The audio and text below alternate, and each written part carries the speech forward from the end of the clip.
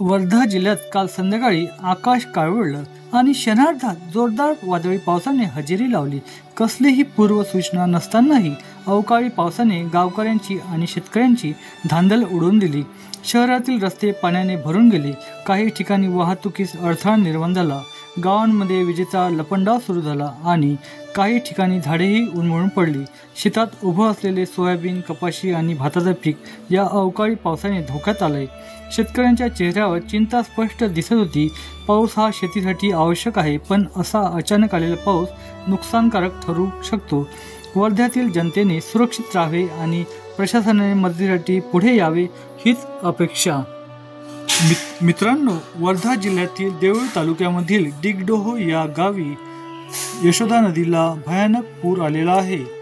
या पुरामध्ये येथील स्मशानभूमीत लोक अडकलेले आहे।